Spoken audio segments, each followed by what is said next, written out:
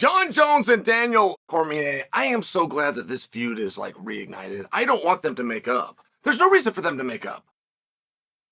It's not real and it's not sincere, right? There's no reason. So they're back at it. Daniel had called Jon Jones a bad employee. And what had happened is Dana White's text messages were seized through a court order. And within those text messages, he was discussing Jon Jones and referred to Jon as a scumbag, which in all fairness is not that bad of a word. Like Jon's not going to see that and be surprised.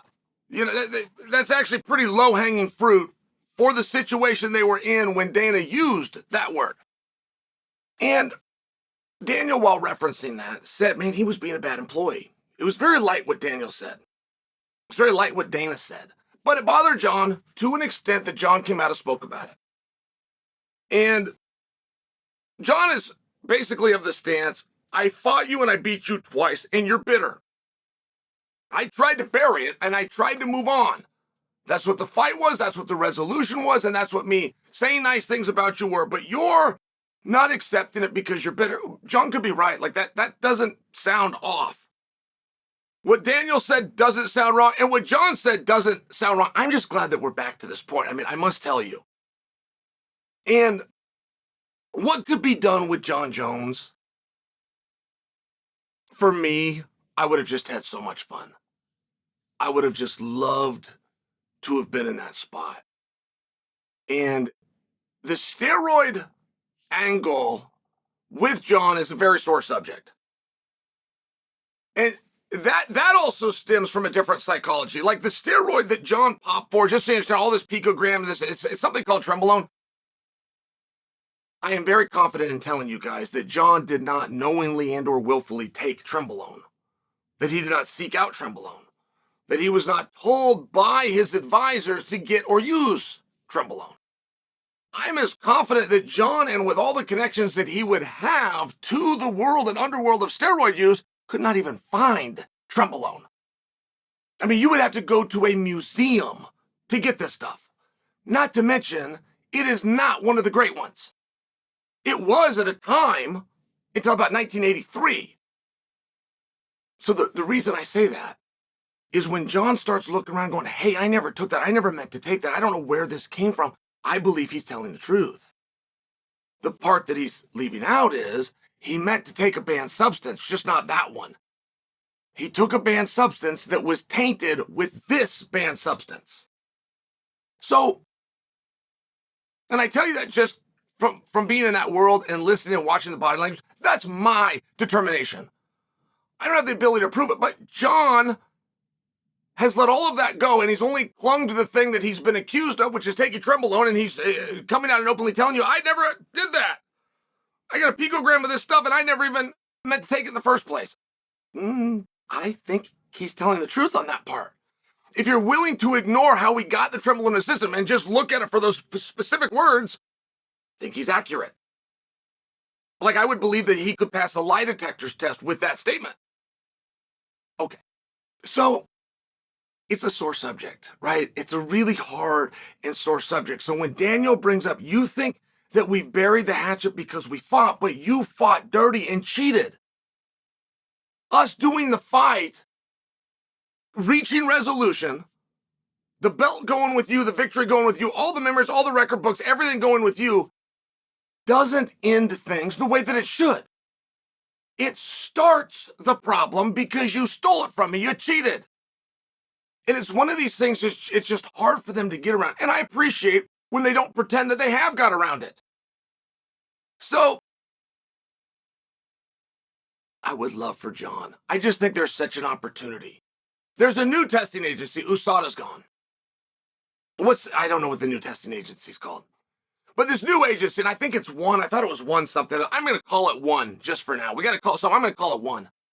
There is such an opportunity for Jon to ask questions on social media about one. Hey, does one also test 24/7? Question mark.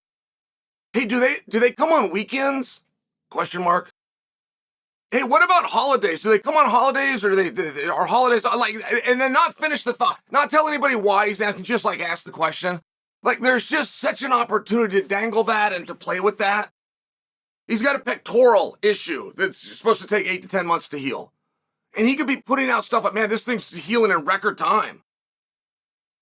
Yeah, I accomplished more in the healing process in 2 weeks than the doctors predicted I'd have in 4 months, right? Which would, again, be an innuendo that he's taken a banned substance that would heal, that a growth hormone, a testosterone booster, things like that would heal. It would just be very interesting. I just think it would be fun.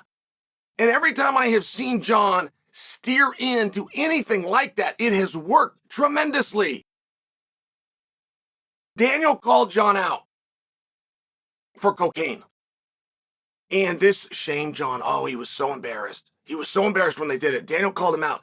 And Jon responded, said, yes, I was coked up and I still beat your ass. And it was great. You should have heard this crowd. They went crazy. Daniel came out again, same press conference, and he says to the audience, you're all cheering him. He told you he hasn't taken cocaine in 11 months. You were cheering him. I haven't taken cocaine in the 40 years I've been alive. Where's my applause? They booed Daniel. They booed Daniel and they cheered Jon. And nobody was more surprised than Daniel and Jon. Daniel said it thinking he was going to win the crowd over. He was stunned when they booed him. Jon thought, oh, I just lost the audience. I'm the dirtbag junkie sitting up here. Now the crowd loved him. They loved him for it. And it was a very interesting thing. And I just suggest for you that Jon could be having so much fun right now. I'm not convinced that Jon owes anybody an apology. I am convinced he took banned substances. I am convinced that he had Trenbolone on accident. I am convinced that he took the big three: testosterone, growth hormone, and EPO. I am fully convinced of it.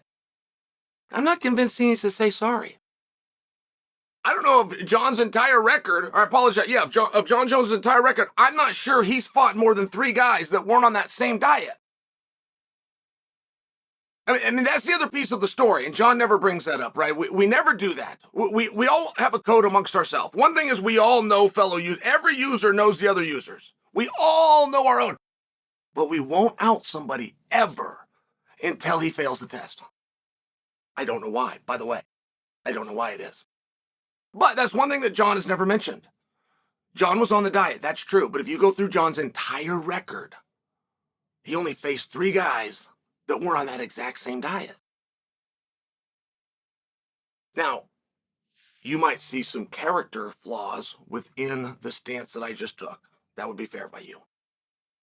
But I am sharing, as one that knows one, I'm not sure that Jon needs to say sorry. And Jon and Daniel damn sure, for my liking, they damn sure don't need to make up.